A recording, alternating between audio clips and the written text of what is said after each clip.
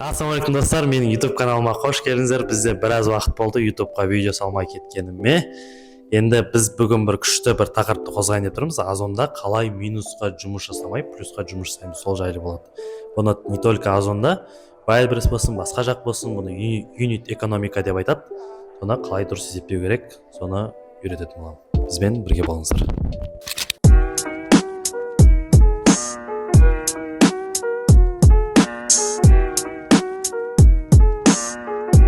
Біздегі главный этаптардың бірі, біз барлық расходтарымызды сатып жатқан товарымыздан алып тастауымыз керек.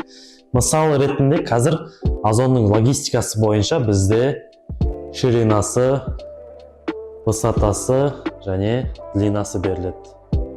Осылар бойынша біз бірінші логистиканы шығарып алуымыз керек. Ширинасы, допустим, бізде 240 мм болсын делік. Высота товары бізде 110 мм. И длина 150 мм деп есептей салайын. Және бізде мына жақты қарасаңыздар, объем литрға қанша логистика алынады, сол бойынша список бар. Мына спискті менің телеграм каналымнан алсаңыздар болады. Ссылкасын астына қалдырам.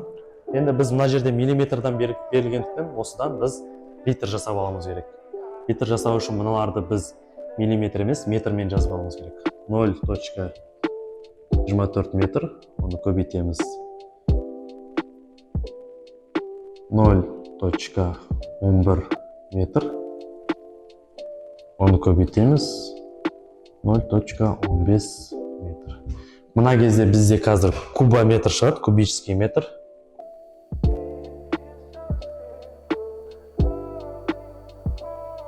Бізде кубический метріміз 0.00396 метр куб шықты. Енді мына шыққан значениеден біз литр жасап аламыз керек. Литр жасау өте оңай. Мына шыққан санды біз мыңға көбейте саламыз. Ол кезде 0.00396 көбейту 1000.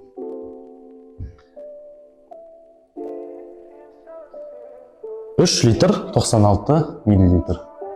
3-те 96 литр. 3,96 деген бізде мынаған кіреді. 3 литр мен 3,49. Оған біз 57 рубль логистика төлейді екенбіз. Біздің товарымыздың логистикасы 57 рубль. Бізде логистикамыз нақты. Енді біздің товарымыздың сатып жатқан бағасын алайық. Мысалы, мен Озонға қойып қойдым 2000 рубльға. Одан алып тастаймын логистикамды. Логистика менде 57 рубль. Одан алып тастаймын комиссия. Комиссия әр категорияда әртүрлі. Менің жағдайымда 13% деп алайын. 13% деген 2000-ның 13%. Ол бізде 260 рубль. Одан алып тастайын, бізде банктың комиссиясы бар. Банк комиссиясы. Ол бізде 1,5%. 1,5 деген мына 2000-дікі.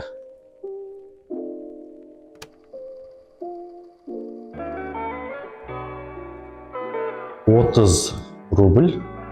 Және бұдан алып тастайын, бізде последняя миля деген бар.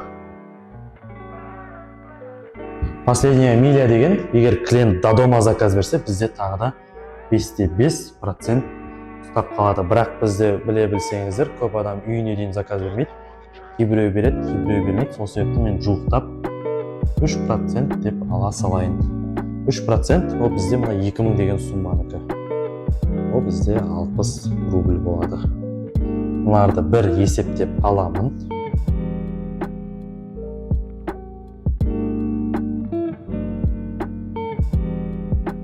Менде шыққан сума 1593 рубль. Енді осыны мен теңгеге айландырып аламын. Теңгеге айландыру үшін қазіргі курсқа көбейтемін. Көбейту 4,8 теңгеге.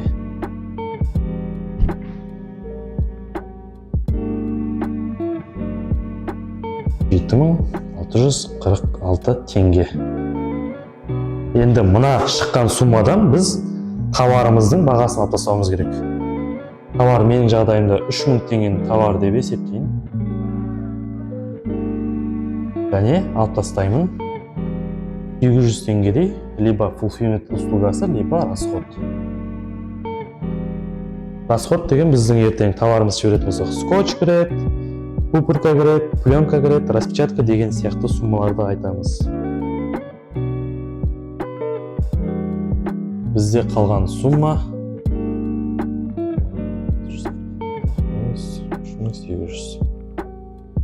3846 теңге.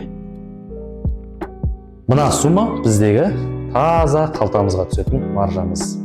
Баға есептеу деген өте оңай. Главный сіз қандай сумма алынады, солардың барлығын товарымыздан алып тастауымыз керек. Логистика, комиссия, банктың комиссиясы, последняя миля, бұл доставка до дома. Потом теңгеге айландырдық товардың бағасын, прочий расходтарды алып тастап, біз таза маржамызды есептейміз. Мына жерде көріп отқан суммалар бізде Озонның алатын суммалары, бірақ бұдан бөлек бізде дополнительно реклама жіберуіміз мүмкін, продвижение в поиске деген сияқты, немесе трафарет. Егер ондай расходтарыңыз болса, мына жерден тағы да алып отырасыздар. Бүгінгі видеомыз біздің осы. Көп пайдалы ақпарат болды деп ойлаймын, өйткені мынаны көп адам есептеу білмейді. Вайберста да примерно осыған похожий есептей берсеңіздер болады. Бағаларыңызды дұрыс есептеп үйреніңіздер. Каналға тіркеліп кетіңіздер, комментарий жазыңыздар, қандай сұрақ мазалап жүр. Сау болыңыздар.